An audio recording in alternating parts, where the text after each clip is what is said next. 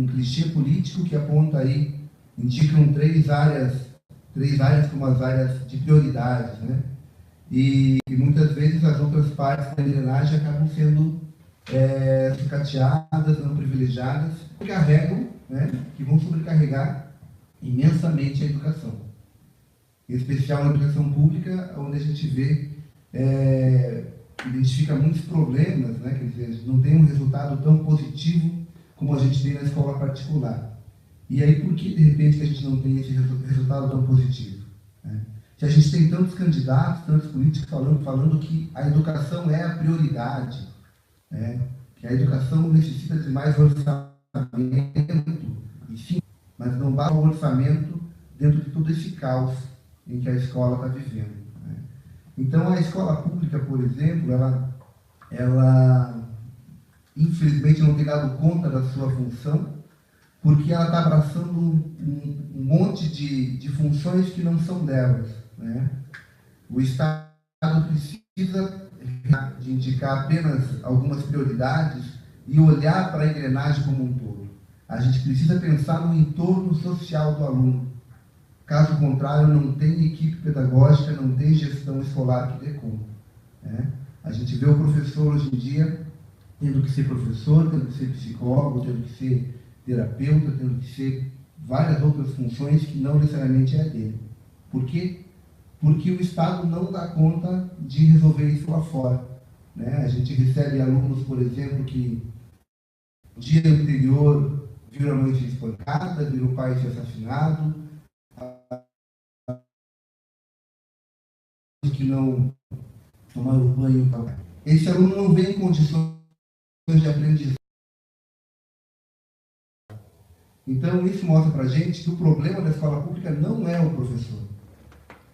A gente reúne essas condições, essa capacidade de contribuir, de transferir, de socializar esse conhecimento para o aluno. O problema é o aluno que não tem uma família estruturada, o aluno que não vem em condições de aprendizagem para a gente. Como é que eu vou ensinar um aluno que não tem condições nenhuma de ficar em silêncio ou de interagir com aquele conteúdo? Então, a realidade da escola, nos dias de hoje, é bastante cruel. E aí a gente vê um monte de discurso político falando que a prioridade é... A gente precisa olhar, a gente possa chegar nesses números fantásticos que a escola particular chega. Né? Que, de alguma forma, consegue ter essa qualidade, inclusive, desse aluno. Né? Que, quem sabe, no dia anterior tenha ido ao cinema com os pais, tenha um conteúdo para discutir com os professores, e não aquele conteúdo trágico que não preferia, por exemplo. Então, quero novamente dizer que é importantíssimo esse momento, porque a gente sabe das dificuldades também que a escola particular tem, no sentido das tributações, no sentido de todo o ônus que também é transferido para ela, uma vez que ela está aí acolhendo alunos, né, que deveriam, como a gente conversava há pouco, que poderiam estar lá também sobrecarregando a escola particular, a escola pública. Então, a escola particular, de alguma forma, está atendendo essa demanda, e aí o Estado tem que olhar para isso. Né? Há uma contribuição social. E qual está sendo a contrapartida do Estado? Como que é essa relação do Estado para com as escolas particulares que estão dando conta de uma demanda que o Estado não está dando conta? Então, a gente precisa, sim, ocupar esses espaços para ter vontade política. Né? As questões técnicas, obviamente, serão discutidas, serão abordadas, mas não adianta você ter o conhecimento técnico quando você não tem a vontade política. Né? Essa é a importância da gente poder ocupar esses espaços, sim, discutir e questionar esses discursos fáceis, discursos viciados, que só vem aqui falar que na minha gestão a prioridade será a educação, e que a gente consiga trazer benefícios também, uma vez que a escola particular está aí dando toda uma contribuição social também. Né? A gente sabe das diversas escolas particulares que vão se adequando ao seu público. Né? Então, a gente não tem uma escola particular só que está lá no teto, no máximo. A gente tem escolas que que estão em vários níveis sociais, né? E isso é importante porque cria essa possibilidade, né, a essas diferenças sociais, esses diferentes grupos, de estarem se encontrando e entrando aí no ambiente escolar para conseguir se construir enquanto cidadão. Então é isso, né? Eu firmo esse compromisso de realmente poder acolher essas demandas que vocês trouxerem para nós, né? Até porque, como dito, sou professor, né? Estou no ambiente escolar, estou no chão da escola pública e também da particular, né? Já passei por algumas escolas particulares bastante renomadas aí, né? Em Fazenda Rio Grande, estive na escola interativa, em Araucária, no extinto Colégio São Vicente, um ótimo colégio, né? Junto com meu colega Azeitona.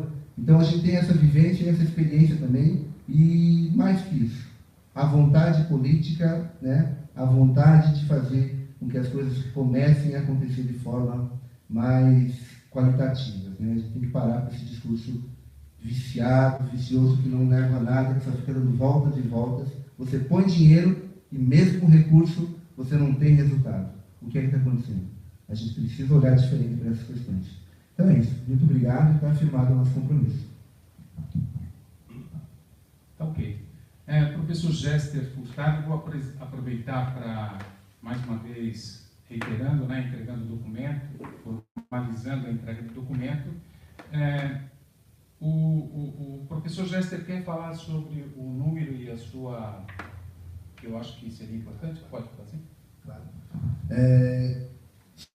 Sou candidato pela rede sustentabilidade, número 1801. É isso, 1801. Obrigado. Muito bem. Dando continuidade, então, ao nosso encontro e aquilo que é o nosso compromisso de futuro, visões e propostas das escolas particulares, eu quero passar a palavra, então, ao professor Euler de Freitas, candidato a deputado estadual. Obrigado, uma boa tarde a todos, boa tarde aos componentes da mesa. Quero já de antemão agradecer o convite que eu recebi do Azeitona, né, para estar aqui hoje falando a respeito político, falando a respeito também em especial de educação, particularmente a respeito daquilo que tange as escolas. Eu vou fazer um breve histórico meu, falar algumas coisas a respeito do que eu tenho feito dentro da política. Estou atualmente como vereador em Curitiba, e depois eu parto para a ideia de propostas e ideias a respeito da educação. Eu, na verdade, não sou de Curitiba, moro já aqui há 25 anos, mas eu sou natural de São Paulo, e já no comecinho ali, quando comecei a cursar o ensino médio, eu resolvi que eu queria ser militar naquela ocasião. E não tinha nenhum militar na família, na verdade era uma questão de vocação. Fiz o concurso para chamar de Escola Preparatória de Cadetes do Exército, a SpaceX, que é em Campinas, fui aprovado. Fiz na ocasião eram 3 anos de SpaceX, hoje em dia 1 ano só. Aí fui para a Escola de Cadetes, passei lá meus 3 anos com a pretensão de ser um oficial do Exército. Mas no meio do caminho eu acabei descobrindo um curso novo que existia lá na Universidade de São Paulo, que era Engenharia Mecatrônica. Então eu acabei deixando as Forças Armadas e fui fazer o vestibular para a USP, acabei passando para a Engenharia Mecatrônica, e que se tornou naquela ocasião minha paixão, só que eu precisava me manter, né? Eu morava em Santana e a USP é lá no Butantã, são 35 quilômetros. Então até para a questão de condução, de como ir, como voltar, já ter um dinheirinho, eu comecei a dar aula. Só que eu dava aula lá no Ângulo, né? Um cursinho lá de São Paulo, que era o que eu podia, né? Eu tinha 18 anos. Aí comecei a gostar muito da ideia de dar aulas e fui cada vez mais para o magistério e cada vez menos para a engenharia. E acabei tornando depois professor titular do Ângulo, aí vim para Curitiba a convite do Positivo, e desde então estou aqui já há 24 anos dando aula em cursinho.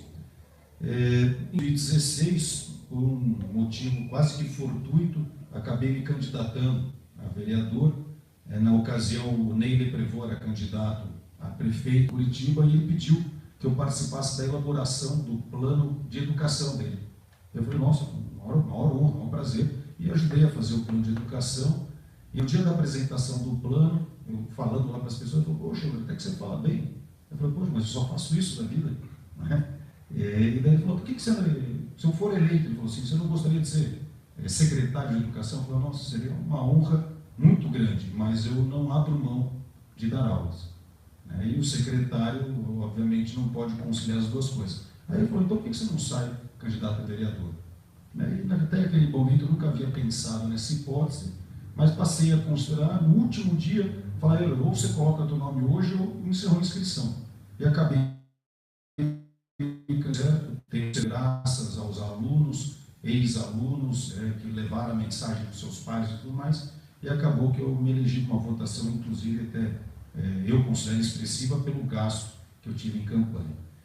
E aí eu estou já então há 2 anos na política e eu tenho tentado mostrar para as pessoas que é possível fazer tudo diferente. E não só diferente, é possível fazer melhor. Porque fazer diferente também pode ser diferente piorando, né? Mas é possível fazer realmente as coisas melhor. Então, alguns exemplos do que eu tenho tentado fazer, e até o Azeitona conhece, o professor Daniel de História, e Filosofia. Quando eu estava me candidatando, o Daniel falou, Euler, se você se eleger, faça uma coisa por nós, nos dê orgulho. Eu acho que isso é uma coisa muito séria e importante hoje na política e que as pessoas não levam em consideração.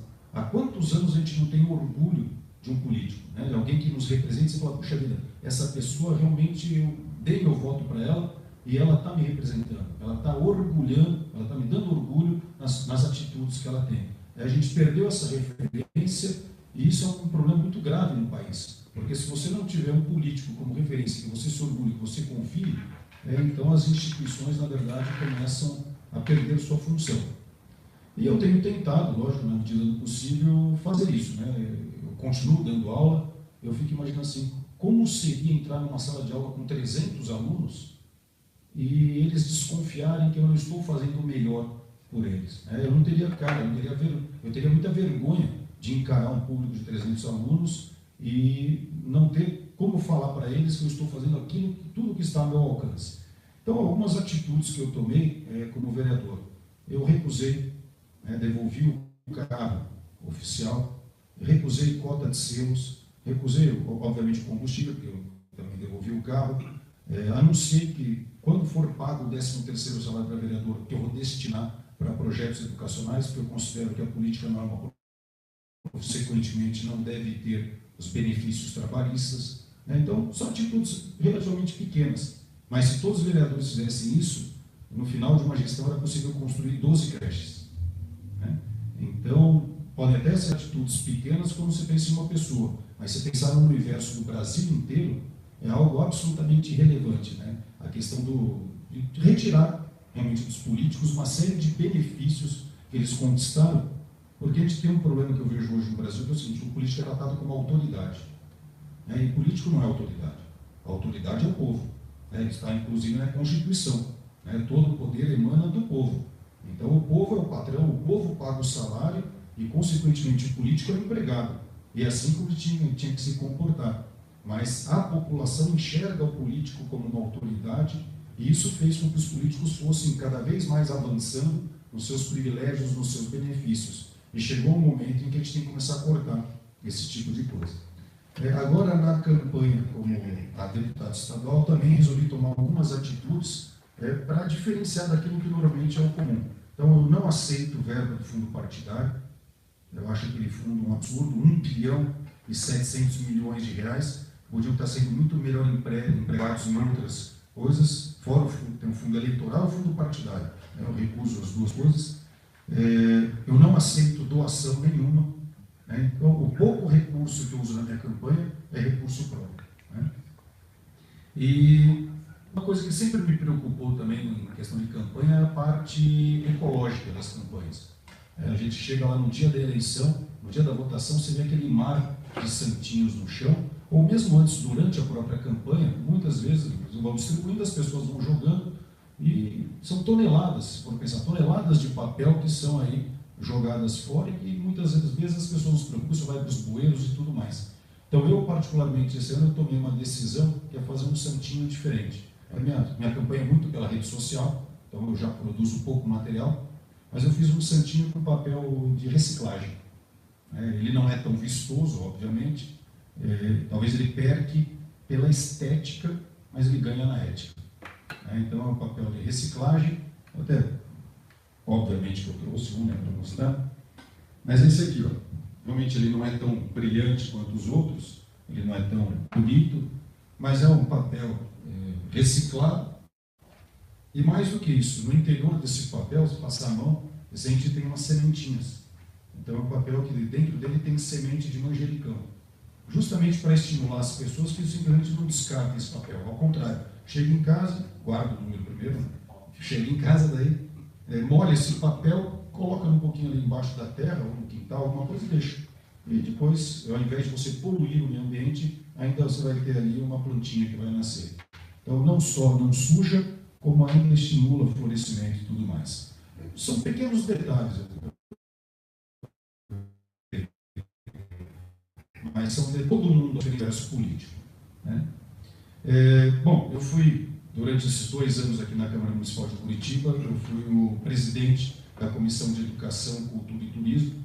Faço questão de estar à frente dessa comissão, que eu acho que ela tem muitos desafios para vencer, e eu achava que um professor deveria estar à frente dessas comissões para poder conduzir esses processos.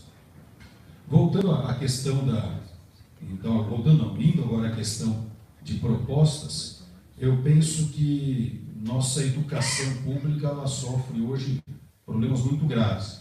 A educação pública não tem dado as respostas que deveria e precisa dar. A gente conversava antes aqui, dá para ver pelo IDEB do ensino médio, que diminuiu aqui no Paraná, e os resultados não estão sendo atingidos. E quais são as medidas que, em nível de governo estadual, poderiam ser adotadas para a gente tentar fazer uma recuperação da educação? Bom, a primeira coisa que eu penso é o seguinte, é prioritário que a gente tenha, em nível público, uma recuperação da estrutura física das escolas. Eu faço uma comparação, você vai num shopping aqui da cidade, você olha tudo aquilo bonito, tudo arrumado, tudo limpo, aquilo dá vontade de voltar. Não é à toa que as pessoas voltam no shopping, é um ambiente agradável.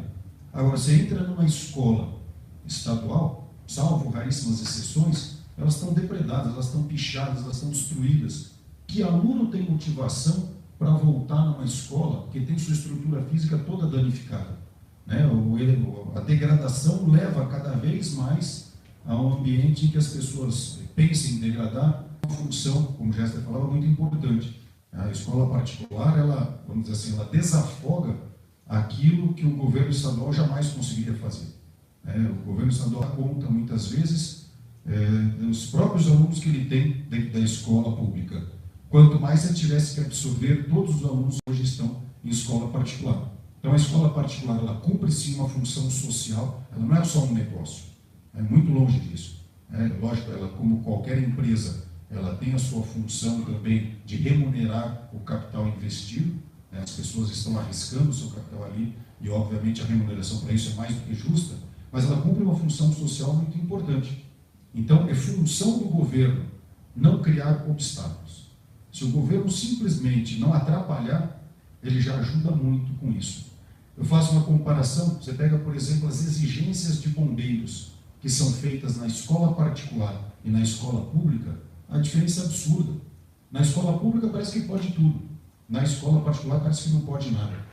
São exigências atrás de exigências, e se cumpre uma, vem mais outra. Então é importante, lógico, a questão da segurança contra incêndios e tudo mais, lógico que é essencial, mas tem que ser feita numa medida em que não inviabilize o negócio da escola particular. Mesma coisa, vigilância sanitária. Se fizessem na escola pública as mesmas exigências que eles fazem na escola particular, a gente teria pouquíssimas escolas públicas hoje podendo funcionar. Eu visitei as 185 escolas de Curitiba e em raríssimas ocasiões eu vi uma escola que tivesse, por exemplo, um plano adequado para incêndio. E elas estão lá funcionando. Agora, você chega numa escola particular e não consegue alvará de jeito nenhum. Então, não é diminuir exigências, mas sim que elas sejam mais razoáveis e que elas permitam realmente a escola particular conseguir operar dentro de um limite, uma certa razoabilidade. Outra coisa importante que eu acho que a gente tem que começar a debater é a respeito, e aí cada um dê o nome que achar melhor, Às vezes a gente fala o nome e as pessoas têm um preconceito com a nomenclatura, mas a gente pensar no modelo da ideia do voucher educacional. O governo estadual, e aí pode ser em outras instâncias, ele não consegue dar conta com qualidade, pelo menos, de todos os alunos que ele tem ali, e ele poderia sim estar ocupando espaços muitas vezes ociosos da escola particular. É uma espécie de parceria de vários aspectos ali, para que escola pública e escola particular pudessem trabalhar de forma uníssona.